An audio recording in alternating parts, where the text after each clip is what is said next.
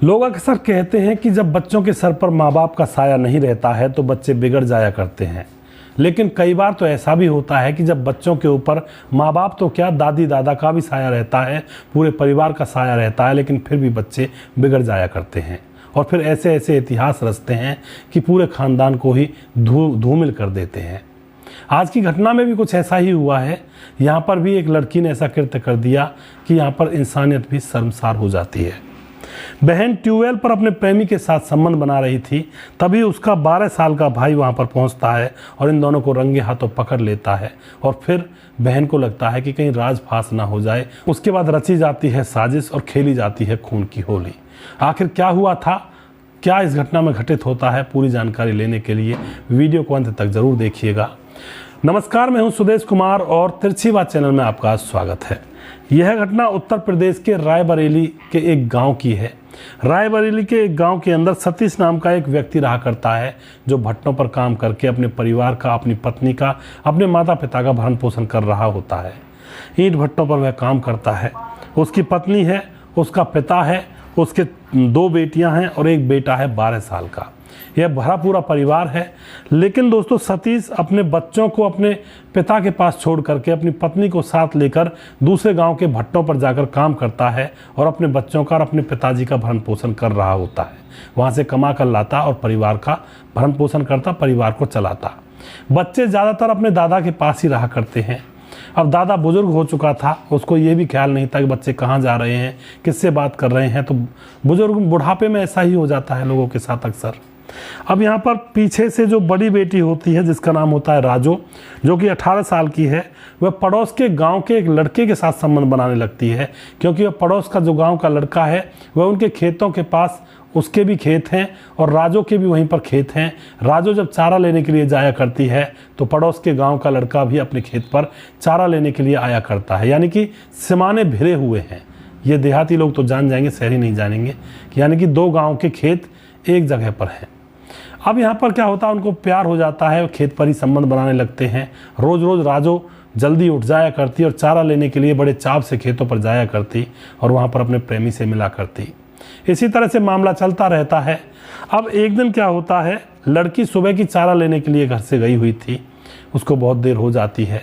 तो जो दादा होता है वह अपने पोते से कहता है, जो 12 साल का है, कि बेटा जाओ राजो को देख कर आओ, कहाँ है वो, अभी तक आई नहीं है। तो जो 12 साल का बेटा है वह खेलता हुआ अपनी बहन को देखने के लिए खेतों पर चला जाता है और वहाँ जाकर जो नज़ारा देखता है उसकी आंखें फटी की फटी रह जाती हैं। वह देखता है कि उसकी बहन राजो ट्यूबवेल के उस कमरे के अंदर अपने प्रेमी के साथ संबंध बना रही थी, नग्न अवस्था में होकर के, और 12 साल का भाई अपनी बहन को नग्नी हालत में देख लेता है। अब एकदम से वह जैसे ही अपनी बहन को इस हालत में देखता है तो जोर से चीख उठता है और बहन से कहने लगता है कि तू ये क्या कर रही है, मम्मी पापा को बताऊंगा, दादा को बताऊंगा। अब इस बात से लड़की को बड़ा बुरा लगता है। वह समझती है कि अब तो उसका भांडा फूट जाएगा। जो प्रेमी होता है वह तो वहाँ से फरार हो जाता है, लेकिन लड़की अपने भाई को समझाती है कि देख, तो किसी से मत कहना, मैं तुझे टॉफ़ी दिलवाऊंगी, मैं तुझे ये सामान दिलवाऊंगी, मैं तुझे पैसे दूंगी। मतलब बहला फुसला कर उसको मना लेती है। लड़का मान भी जाता है और कहता है कि दीदी आज के बाद ऐसा मत करना, नहीं तो मैं कह दूंगा माँ बाप से।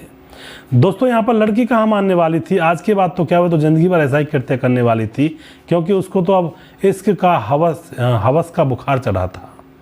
अब घर आ जाते हैं दोनों बहन भाई। बहन चारा लेकर आती है। दादा पूछता भी है कि कहाँ थी अब तक। बहन कहती है कि चारा काट रही थी और मेरी सहेली आ गई थी, उससे बात करने लगी थी। दोस्तों, अब यहाँ पर दोनों बच्चे घर आ जाते हैं, लेकिन जो बहन थी उसके मन में विचार उठ रहे थे कि मेरा छोटा भाई कहीं किसी दिन मेरे माँ बाप से या दादा से कुछ कह ना दे। इस बात का डर उस बहन को रातों रात सताया करता था। अब बहन अपने प्रेमी से भी बात करती है फ़ोन पर। उसके पास एक छोटा सा फ़ोन था, उसको चुपचाप रखती थी, उसके प्रेमी ने जो दिया था। प्रेमी से भी बात करती कि यह तो बात गड़बड़ हो गई है, हमारी बात खुल गई है हमारे भाई के सामने, किसी भी दिन कभी भी मेरा भाई मेरे माँ बाप को बता सकता है हमारे संबंधों के बारे में।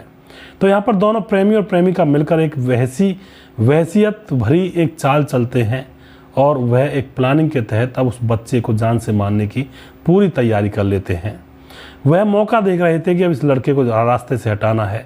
बहन है, वह अपने 12 साल के भाई को मारने की पूरी प्लानिंग कर रही थी कि किसी तरह से इसकी हत्या करनी है मुझे। दोस्तों, एक दिन उसको मौका मिल भी जाता है। गांव के अंदर शादी ब्याह का समारोह था। तो शादी ब्याह में उसका दादा, उसके माँ बाबा शादी में गए हुए थे, और जो उसकी छोटी बहन थी वह भी शादी में गई हुई थी, और जो बड़ी बहन थी वह रुक जाती है राजू, और उसका छोटा भाई है वह वहीं पर सोया हुआ था, तो उसको छोड़ करके वह चले जाते हैं। घर में राजू और उसका छोटा भाई अकेले थे। तभी जो राजू होती है अपने प्रेमी को बुला लेती है फ़ोन करके।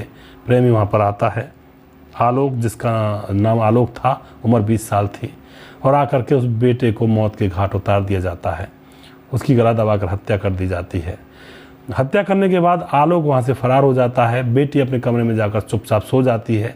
सुबह होती है तो बेटा उठता नहीं है। घर वाले चिंतित होते हैं कि क्यों नहीं उठा। उसको जगाते हैं, हिलाते डुलाते हैं, देखते हैं वह तो मर चुका है। घर वाले, माता पिता और दादा रोने लगते हैं। अड़ोस पड़ोस के लोग भी इकट्ठा हो जाते हैं। पुलिस को बुलाया जाता है कि एक बच्चे की मौत आखिर इस तरह से अचानक कैसे हो गई। पुलिस आती है। पुलिस देखती है कि इसकी तो हत्या की गई है, गला दबाया गया है। अब पुलिस पूछती है कि आखिर क्या हुआ था। तो माँ बाप कहते हैं हम तो रात को शादी में गए थे, पीछे दोनों बहन भाई थे, लेकिन हमें उसके बाद नहीं पता क्या हुआ, कैसे इसकी मौत हुई। तो पुलिस यहाँ पर लड़की से हंगवा लेती है कि तुम्हारे पास कोई मोबाइल है या नहीं है, क्योंकि पुलिस को सीधा शक लड़की के ऊपर था।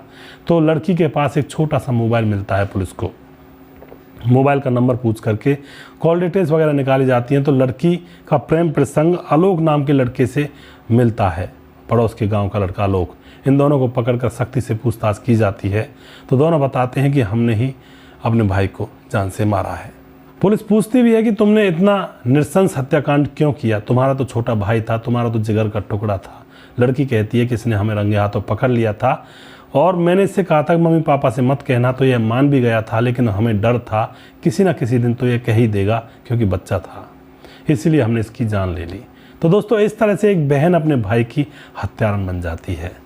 इन रिश्तों में किसी की न जान की परवाह की जाती है, न किसी के आत्मसम्मान की परवाह की जाती है, न ही परिवार और कुल के कलंक की परवाह की जाती है, क्योंकि यह प्यार के रिश्ते नहीं होते, यह होते हैं हवस के रिश्ते, जिस्मानी भूख को मिटाने के रिश्ते होते हैं। तो यह प्यार नहीं होता, यह तो हवस है, जो कि राक्षस वृत्ति के लोगों के बीच में होती है। जहाँ पर लोगों की जान ले ली जाए, क्या वह प्यार है? क्या उसको प्यार कहेंगे? प्यार के लिए तो लोग अपनी जान दे देते हैं, एक दूसरे के ऊपर कुर्बान हो जाते हैं, उसको प्यार कहते हैं। ये प्यार नहीं है, यह सिर्फ और सिर्फ हवस का अंधा खेल है। तो आप क्या कहना चाहोगे ऐसी बहन के बारे में? अपनी राय कमेंट बॉक्स में लिख सकते हैं, लोगों के साथ शेयर कर सकते हैं। अगला प्रोग्राम बहुत जल्दी फिर से लेकर आऊँगा किसी सच्ची घटना के ऊपर। तब तक आप खुश रहें, सावधान रहें। जय हिंद, जय भारत।